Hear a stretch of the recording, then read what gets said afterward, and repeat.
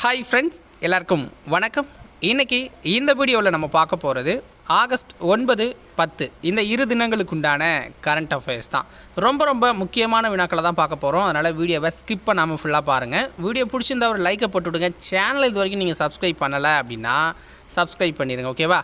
வாங்க வீடியோக்குள்ளே போகலாம். முதல் வினா பாருங்கள். தமிழ் புதல்வன் திட்டம் எங்கு தொடங்கி வைக்கப்பட்டது? தமிழ் புதல்வன் அப்படிங்கிற பேரில் ஒரு திட்டம் வந்து தொடங்கி வச்சுருக்காங்க. ஓகேங்களா? அது எங்கே தொடங்கினாங்க? ஆன்சர் பாருங்கள். கோவை மாவட்டத்தில் தொடங்கி வச்சுருக்காங்க. ஓகேங்களா? ஸோ இந்த திட்டத்தினுடைய நோக்கம் என்ன அப்படின்னு பார்த்தீங்கன்னா, ஒரு திட்டத்தோட டிட்டோ அப்படின்னு சொல்லலாம். ஓகேங்களா? ஸோ புதுமை பெண் திட்டம் அப்படின்னு ஒன்று ஸ்டார்ட் பண்ணாங்க. அது உங்களுக்கு தெரியும். ஓகேங்களா? ஸோ அதாவது அரசு மற்றும் அரசு உதவி பெறும் பள்ளிகளில் படிக்கிற மாணவிகள் உயர்கல்விக்கு போகும்போது அவங்களுக்கு மாதம் 1000 ரூபாய் கொடுக்குற மாதிரி ஒரு ஸ்கீம் வந்து லான்ச் ஆகி போயிட்டுருக்கு. ஓகேங்களா? ஸோ அதோட ஸ்கீமோட ஒரு டிட்டோ இப்போ வந்து மாணவர்களுக்கும் கொடுக்குறாங்க. ஓகேவா? முன்னாடி மாணவிகளுக்கு மட்டும் கொடுத்துருந்தாங்க. இப்போ மாணவர்களுக்கும் கொடுக்கணும் அப்படிங்கிறதுக்காக தமிழ் புதல்வன் அப்படிங்கிற ஒரு பேரை வச்சு இப்போ 6 முதல் 12ஆம் வகுப்பு வரை தமிழ் வழியில் படித்து உயர்கல்விக்கு செல்லும் மாணவர்களுக்கு மாதம் 1000 ரூபாய் வழங்குறாங்க. ஸோ அதற்குண்டான டெபிட் கார்டும் கொடுக்குறாங்க. ஓகேங்களா? So ATM card. கோவை அரசு கலைக்கல்லூரியில் ஆகஸ்ட் 9ஆம் தேதி தமிழக முதல்வர் மு.க. ஸ்டாலின் அவர்கள் தான் தொடங்கி வச்சாங்க. ஓகேங்களா? ஸோ புதுமை பெண் திட்டத்தின் மூலயமா 3.28 லட்சம் மாணவர்களுக்கு இந்த உதவி அப்படிங்கிறது கிடைச்சிட்ருக்கு. இயர்லி ஒன்ஸு 1000 அப்படிங்கிறது மாதம் ஒன்ஸு. ஓகேங்களா? ஸோ தமிழ் புதல்வன் திட்டத்தின் மூலமாகவும் 3.28 லட்சம் மாணவர்கள். ஓகேங்களா? ஸோ இந்த டேட்டாவில் கொஞ்சம் கிளாரிஃபிகேஷன் தேவை. ஏன்னா பேப்பரில் பார்த்தீங்க அப்படின்னா ரெண்டுக்கும் ஒரே டேட்டாவாக கொடுத்துருக்காங்க. ஸோ 360 கோடி ரூபாய் ஒதுக்கியிருக்காங்க இந்த தமிழ் புதல்வன் திட்டத்துக்காக இந்த வருஷம். ஓகேவா? ஸோ இந்த விழாவில் கலந்துக்கிட்ட முதல்வர் எக்ஸ்ட்ரா ஒரு 2 வந்து திறந்து வச்சுருக்காரு. அது என்ன அப்படின்னா, கோவை பாரதியார் பல்கலைக்கழகத்தில் 41.57 கோடி செலவில் கட்டப்பட்டிருக்க கட்டடங்களை திறந்து வச்சுருக்காரு. கோவை உக்கடம் ஆத்துப்பாலம் சந்திப்பில் 481 கோடி மதிப்பில் கட்டப்பட்டுள்ள மேம்பாலத்தை திறந்து வச்சுருக்காரு. கோவை உக்கடம் டு ஆத்துப்பாலம் அப்படின்னு சொல்லுவாங்க. அதுக்கு மேலே இருக்கிற மேம்பாலத்தை திறந்து வச்சுருக்காரு. இந்த மேம்பாலத்தோட மதிப்பு 481 கோடி ரூபா. ஓகேவா? அடுத்தது பாருங்கள். கீழ்கண்ட எந்த பிரிவு இடஒதுக்கீட்டில் கிரிமி லேயர் நடைமுறை கிடையாது என்று மத்திய அமைச்சரவை கூட்டத்தில் முடிவு செய்யப்பட்டிருக்கு? ஆன்சர் என்ன? SC ST. ஓகேங்களா? எஸ்சி எஸ்டி இந்த 2 பிரிவில் இருக்கிற இந்த இடஒதுக்கீட்டுக்கு கிரிமி லேயர் நடைமுறை அப்படிங்கிறது கிடையாது அப்படின்னு சொல்லியிருக்காங்க. இந்த கிரிமி லேயர்னால் என்னென்னா, இப்போ ஒரு சமூகத்துக்கு ஒரு இடஒதுக்கீடு கொடுக்குறோம் அப்படின்னு வச்சுக்கோங்களேன். அந்த சமூகத்திலேயே அந்த இடஒதுக்கீட்டை பயன்படுத்தியோ இல்லை ஏற்கனவே பொருளாதாரத்தில் மேம்பட்டு இருப்பாங்க. ஓகேங்களா? ஸோ அப்போ அவங்கள வந்து ஒதுக்கணும். ஏன்னா அவங்களுக்குன்னு ஒரு பர்சன்டேஜை கொடுத்துட்டோம் அப்படின்னா அவங்களே பயன்படுத்திக்கிட்டு போகக்கூடாதுல்ல. அதனால் ஒதுக்கிடுவாங்க. பொருளாதாரத்தில் மேம்பட்டு இருக்கிறவங்களை கண்டுபிடிச்சி ஒதுக்கணும் அப்படிங்கிறது தான் அந்த கிரிமி லேயர், நான் கிரிமி லேயர்னு உங்களுக்கு சென்ட்ரல் கவர்மெண்ட் எக்ஸாம் அப்ளை பண்ணவங்களுக்கு தெரியும். 2 ஆப்ஷன் இருக்கும். ஓகேங்களா? ஸோ அந்த நடைமுறை அப்படிங்கிறது இந்த எஸ்சி எஸ்டி பிரிவுக்கு கொடுக்க மாட்டோம் அப்படின்னு மத்திய அமைச்சரவையில் சொல்லியிருக்காங்க. ஓகேவா? அதாவது பட்டியல் இனத்தவர் பழங்குடியினருக்கான இடஒதுக்கீட்டில் சமூக பொருளாதார ரீதியில் மேம்பட்டவர்களுக்கான விலக்கு அளிக்கும் நடைமுறை அப்படிங்கிறது இதில் கிடையாது, கொண்டு வரப்படாது அப்படின்னு மத்திய அமைச்சரவை சொல்லியிருக்கு. ஓகேவா? எஸ்சி எஸ்டி இடஒதுக்கீட்டில் உள்ளொதுக்கீடு வழங்க மாநிலங்களுக்கு அதிகாரம் உள்ளது. இப்போ எம்பிசிக்கு நம்ம எம்பிசி கோட்டாவில் வன்னியர்களுக்கு 10.5 வந்து கொடுத்தாங்க. ஸோ அதை வந்து கேன்சல் பண்ணிடுச்சு. ஓகேங்களா? ஆனால் இந்த எஸ்சி எஸ்டி பிரிவில் இருக்கிற உள்ளொதுக்கீடு வழங்கிறதுக்கு மாநிலங்களுக்கு அதிகாரம் இருக்குது அப்படின்னு உச்சநீதிமன்றம் எப்போ ஆகஸ்ட் 1ஆம் தேதி தீர்ப்பளிச்சது. அந்த தீர்ப்பின்படி சொல்லியிருக்காங்கன்னு வச்சுக்கோங்களேன். ஆனால் எம்பிசி கோட்டாவில் இருக்கிறத உள்ளொதுக்கீடு கிடையாதுன்னு சொல்லிட்டாங்க. அது என்ன ரீசன்னு தெரில. ஸோ அடுத்து பாருங்கள்.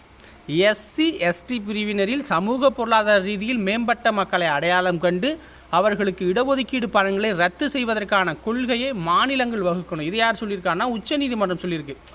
மத்திய அமைச்சரவை கொண்டே வரமாட்டோன்னு சொல்லிட்டாங்க அந்த கிரிமி லேயர் முறையை. ஓகேவா? ஆனால் உச்சநீதிமன்றம் தீர்ப்பு சொல்லும்போது இந்த ஒரு அம்சத்தை சொல்லியிருக்காங்க. ஏற்கனவே மேலே போனவங்களை கண்டுபிடிச்சி ஒதுக்கி தள்ளுங்க அப்படிங்கிற மாதிரி உச்சநீதிமன்றம் சொல்லியிருக்கு. ஓகேவா?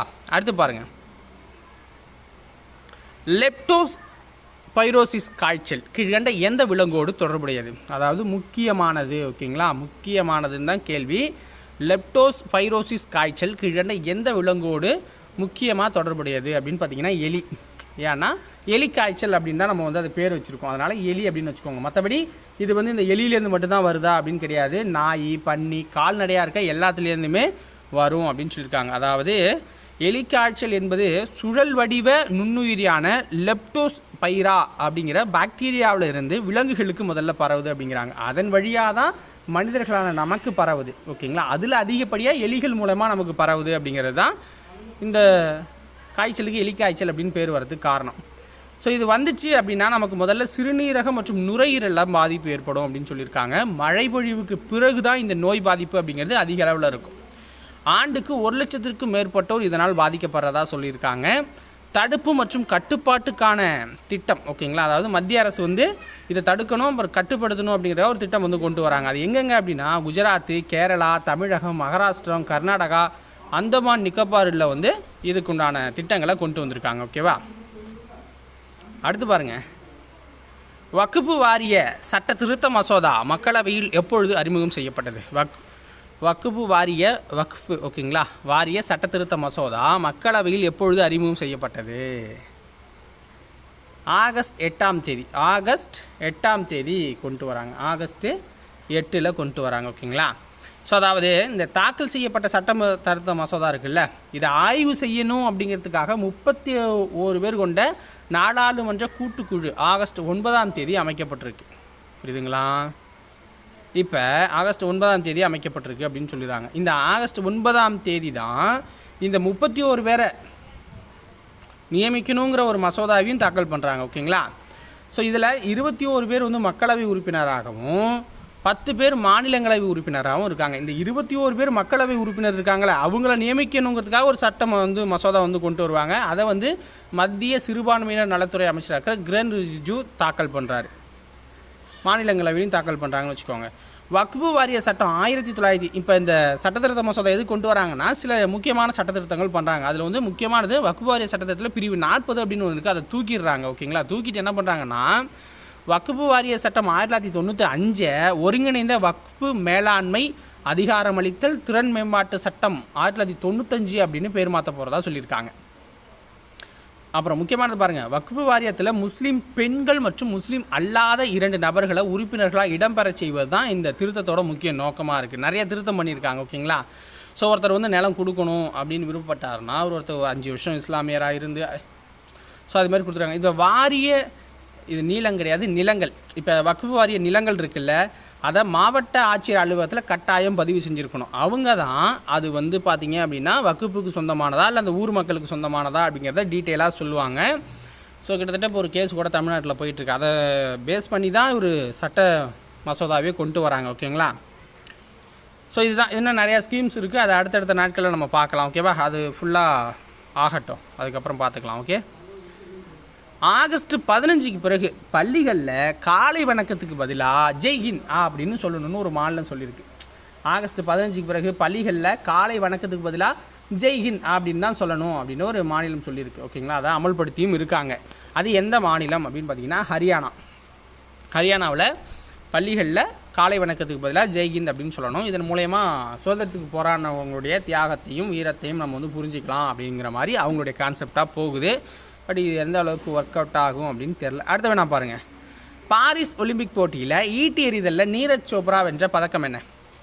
பாரிஸ் ஒலிம்பிக்கில் ஈட்டி எறிதலில் நீரஜ் சோப்ரா வென்ற பதக்கம் என்ன அப்படின்னு பார்த்தீங்கன்னா வெள்ளி தான். ஓகேங்களா, தங்கம் அடிப்பார், இந்தியா சார்பில் தங்கம் அடிக்கக்கூடிய ஒரே நபராக இவர் இருப்பார் அப்படின்னு நினச்சாங்க. ஓகேங்களா, ஏன்னா வினேஷ் போகாட் வந்து தகுதி நீக்கம் செய்யப்பட்டாங்க. இறுதிப் போட்டிக்கு தகுதி பெற்ற ஒருத்தங்க எடை பிரச்சனையால் தகுதி நீக்கம் செய்யப்பட்டிருக்காங்க. 150 கிராம் பிரச்சனை. ஓகேங்களா, 2.5 கிலோ பிரச்சனை. நம்ம நியூஸ் வந்து தப்பாக ஸ்ப்ரெட் ஆகிட்டு இருக்கு. 2.5 கிலோ பிரச்சனையில் அவங்க 12 மணி நேரம் போராடி எடையை குறைச்சிக்கிட்டே வராங்க. ஒரு 150 கிராம் அவங்களால குறைக்க முடியல. ஓகேங்களா, அதனால் தகுதி நீக்கம் செய்யப்படுறாங்க. ஸோ அடுத்த தங்கம் யார் ஜெயிப்பா அப்படின்னா நீரஜ் சோப்ரா அப்படின்னு சொன்னாங்க. ஏன்னா இவருடைய பெஸ்ட்டான 89 புள்ளி சொச்சம்னு வச்சுக்கோங்க, அதை வந்து யாருமே அந்த லீக்கில் வந்து பதிவு பண்ணலை ஹையஸ்ட்டாக. ஸோ அதனால் தங்கம் கண்டிப்பாக அடிப்பார்னு பார்த்தோம். ஆனால் திடீர்னு ஒருத்தர் பார்த்தீங்க அப்படின்னா ஹர்ஷத் நதீம் அப்படிங்கிறவர் 92.97 மீட்டர் தூரம் எரிஞ்சு தங்கத்தை தட்டிட்டு போயிருக்காரு. அவர் நம்மளுடைய பாகிஸ்தானை சேர்ந்தவர், நம்மளுடைய சகோதர நாடான பாகிஸ்தானை சேர்ந்தவர். ஓகேங்களா, 89.45 மீட்டர் எரிஞ்சு நீரஜ் சோப்ரா வெள்ளி அடிக்கிறாரு. 92.97 மீட்டர் தூரம் எரிஞ்சு ஹர்ஷத் நதீம் அவர்கள் தங்கம் அடிக்கிறார். ஓகேங்களா, அதே மாதிரி மல்யுத்தத்தில் வந்து இந்திய வீரரான அமன் ஷெராவத் வந்து ஆடவருக்கான 57 கிலோ எடை பிரிவில் வெண்கலத்தை ஜெயிக்கிறார். ஓகேங்களா, ஸோ இப்போ இந்தியா பார்த்தீங்க அப்படின்னா ஒரு வெள்ளி 5 வெண்கலம் இது வரைக்கும் 6 பதக்கங்களை ஜெயிச்சிருக்கு. ஒலிம்பிக் முடிஞ்சதுக்கு அப்புறம் ஃபுல்லாக டீட்டெயில் ஓகேங்க. ஸோ அது எத்தனை யார் என்ன அப்படிங்கிறத ஃபுல்லாக பார்க்கலாம். இந்த அமன் ஷெராவத் அப்படிங்கிறவங்களுக்கு ஃபஸ்ட்டு ஒலிம்பிக் அவருக்கு ஓகேவா.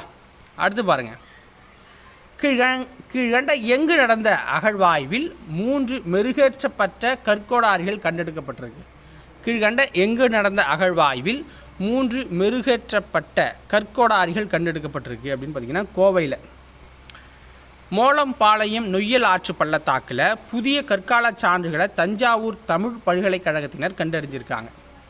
தஞ்சாவூர் தமிழ் பல்கலைக்கழகத்தினர் மோளம்பாளையம் நொய்யல் ஆற்று பள்ளத்தாக்கில் 2024 ஜூன் ஜூலை மாதங்களில் அங்கே இருக்கிற தொடக்கநிலை பண்பாடுகளை புரிந்து கொள்வதற்காக 2வது முறையாக ஆய்வு பண்ணுறாங்க அவங்க ஓகேங்களா. ஸோ அதில் தான் பார்த்தீங்க அப்படின்னா அரவை கற்கள், அந்த மெருகேற்றப்பட்ட கற்கொடாரிகள், கடற்கிளிஞ்சலால் செய்யப்பட்ட மணிகள் இதுதான் முக்கியம் அப்படின்னு சொல்லியிருக்காங்க. ஏன்னா நெய்தல் முல்லை அப்படின்னு சொல்லுவோம்ல, அது கூட தொடர்பு இருக்கிறதா வணிகம் நடந்திருக்கிறதா சொல்கிறாங்க. அடுத்து பதக்கங்கள், சுடுமண் பொருள்கள், மெருகேற்றப்பட்ட கருப்பு சிவப்பு பானைகள் கிடச்சிருக்கு அப்படின்னு சொல்கிறாங்க. ஸோ இதை வச்சு என்ன பண்ணாங்க அப்படின்னா இங்கே இருந்த மக்கள்லாம் வேளாண்மை செய்து ஆடு மாடு வளர்த்து வாழ்ந்து வந்திருக்காங்க அப்படிங்கிறத ஓரளவுக்கு உறுதிப்படுத்தியிருக்காங்க ஓகேவா. அடுத்து பாருங்கள், ஒலிம்பிக் இலக்கு போடியம் திட்டத்தின் கீழ் எத்தனை விளையாட்டு வீரர்களுக்கு பயிற்சி வழங்கப்பட்டு வருகிறது? ஒலிம்பிக் இலக்கு போடியம் திட்டத்தின் கீழ் எத்தனை விளையாட்டு வீரர்களுக்கு பயிற்சி வழங்கப்பட்டு வருது அப்படின்னா 1050 நபர்களுக்கு 1050 நபர்களுக்கு பயிற்சி அப்படிங்கிறது வழங்கப்படுது ஓகேங்களா. அப்படின்னு யார் சொல்லியிருக்கா? மத்திய விளையாட்டுத்துறை அமைச்சராக இருக்கிற மன்சுக் மாண்டவியா சொல்லியிருக்காரு. ஸோ அது மட்டும் என்ன சொல்லியிருக்காருன்னா இந்தியாவில் இந்த விளையாட்டு ஒலிம்பிக் போட்டிகளுக்குள்ள விளையாட்டுக்கு மேம்படுத்துறதுக்காகவே ஒரு 3 திட்டம் வந்து நம்ம செயல்படுத்திகிட்டு இருக்கோம். அதில் ஒன்று கேலோ இந்தியா, அடுத்தது கிருத்தி திட்டம், அடுத்தது டாப்ஸ் திட்டம் அப்படிங்கிறது. கேலோ இந்தியா அப்படிங்கிறது ஒவ்வொரு மாவட்டத்திலும் ஒரு பயிற்சி மையம் நிறுவி அங்கே போட்டிகளை வைப்பாங்க. அது மாதிரி வந்து ஒவ்வொரு ஏரியாக்குள்ளேயும் வந்து முன்னேற்றிட்டு இருப்பாங்க ஓகேங்களா. அடுத்து கிருத்தி திட்டம் அப்படிங்கிறது பள்ளி மற்றும் கல்லூரியில் பயிலும் மாணவர்களிடம் உள்ள திறமைகளை கண்டறிந்து வளர்ந்து வரும் திறமைகளை கண்டறியும் கேலோ இந்தியா திட்டம் இருக்குல்ல, ரெண்டும் இணைஞ்சு பணியாற்றும் அப்படிங்கிற மாதிரியான ஒரு கான்செப்ட் அது ஓகேவா. அடுத்தது இந்த திட்டத்தின்படி 1 லட்சம் திறமையான விளையாட்டு வீரர்களுக்கு சரியான பயிற்சி அளிக்கப்படும். அடுத்தது தான் டாப்ஸ் திட்டம். இந்த டாப்ஸ் திட்டம் அப்படிங்கிறது தான் ஒலிம்பிக் இலக்கு போடியம் அப்படிங்கிறது ஓகேங்களா. இவங்க தான் கடைசியாக ஃபைனலிஸ்ட்டாக வர அந்த 1050 பேருக்கு வந்து பார்த்திங்க அப்படின்னா அவங்களுடைய பயிற்சிக்கு மேம்படுத்துறதுக்கு உண்டான உதவிகளை, அவங்க போட்டியில் கலந்துக்கிறதுக்கு உண்டான பைசா எல்லாமே ஸ்பான்சர்ஸ் மாதிரி கொடுத்துக்கிட்டு இருப்பாங்க ஓகேவா. ஸோ இதுதான் இந்த கடைசியாக இருக்க டாப்ஸ் திட்டத்துடைய நோக்கமாக இருக்குது. ஸோ இதோட இன்றைக்கி உண்டான கரண்ட் அஃபேர்ஸ் வந்து முடியுது.